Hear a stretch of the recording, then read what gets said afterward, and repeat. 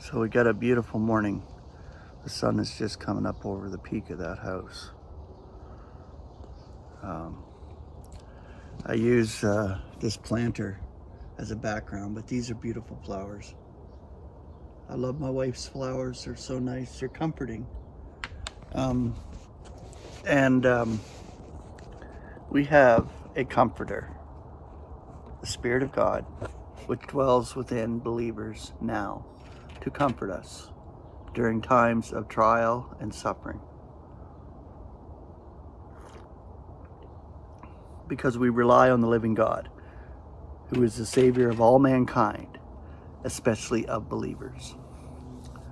Now, our brother Seth Fallenkamp recommended a study on a word, and that word is suffering, or suffer. We all have different aches and pains, and physical, mental. There's so much suffering in the world, but we as believers, we suffer not the same. We suffer for Christ's sake because we have this experience that God gave us. In spirit, we can rejoice knowing that we are called as believers in this lifetime during times of trial and suffering. We realize God's operation in dragging us through what we must go through as an experience. Call it an experience of evil because that's what it is. That is necessary for us to go through. So we don't suffer like the world. Of course, physically, from a physical standpoint, yes, we have the same mortality as the rest.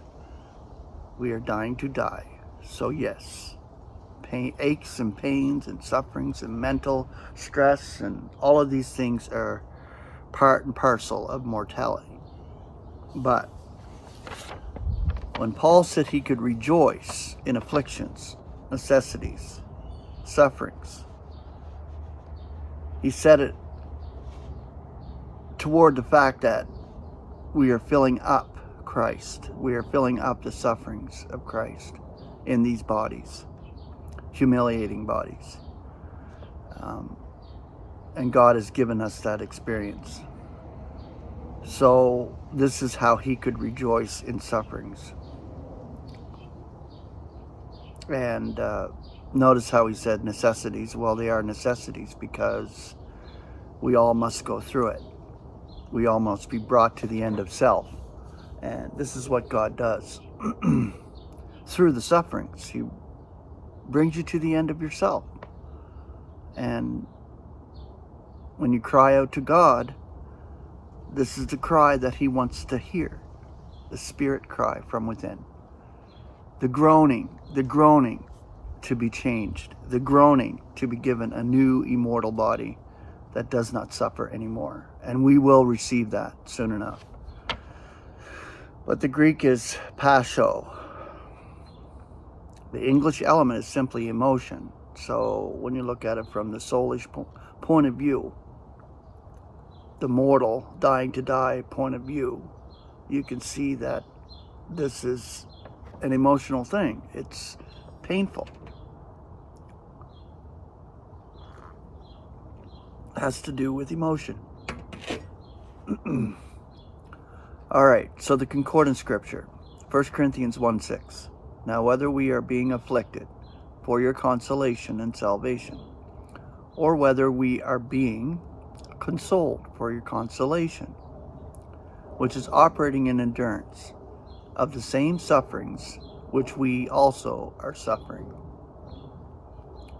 2 Timothy 1:12. For which cause I am suffering these things also, but I am not ashamed, for I am aware whom I have believed, and I am persuaded that he is able to guard that which is committed to me for that day. 2 Corinthians 12:26. And whether one member is suffering, all the members are sympathizing. or one member is being esteemed, all the members are rejoicing with it. Galatians 3:4. So much did you suffer feignedly, since surely it also is feignedly. Philippians 1:29. For to you it is graciously granted, for Christ's sake, not only to be believing on him, but to be suffering for his sake also.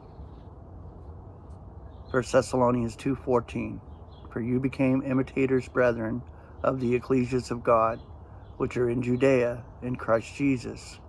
For you suffered the same, even you, by your own fellow tribesmen, according as they also by the Jews. 2 Thessalonians 1:5. A display of the just judging of God, to deem you worthy of the kingdom of God, for which you also are suffering.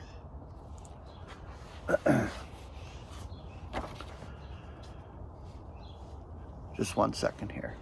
Gonna light up a smoke.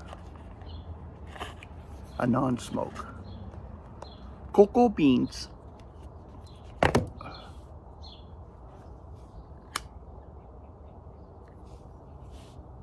I could tell you the aches and pains and sufferings I'm suffering, but I won't. Because we all have them. All right.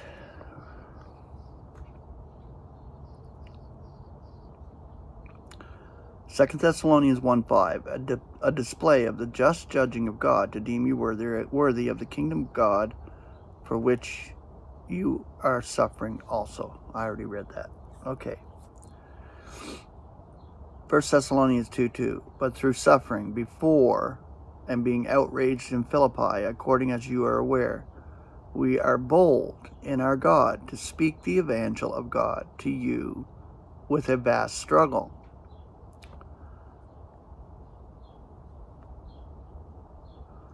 Second Timothy 2:9, of which I am suffering evil unto bonds as a malefactor, but the word of God is not bound. 2 Timothy 4:5, yet you be sober in all things, suffer evil as an ideal soldier of Christ Jesus, do the work of an evangelist, fully discharge your service. 2 Timothy 1:8, you may not be ashamed then of the testimony of our Lord, nor yet of me, his prisoner, but suffer evil with the evangel, in accord with the power of God. 2 Timothy 2:3, suffer evil with me as an ideal soldier of Christ Jesus.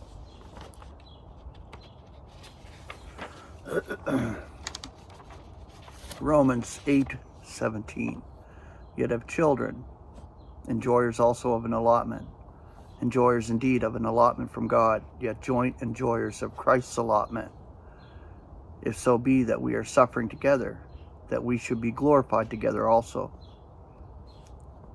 Romans 8:18, for I'm reckoning that the sufferings of the current era do not deserve the glory about to be revealed for us. 2 Corinthians 1:5, seeing that according as the sufferings of Christ are superabounding in us, thus through Christ our consolation also is superabounding. Philippians 3:10, to know him and the power of his resurrection and the fellowship of his sufferings, conforming to his death.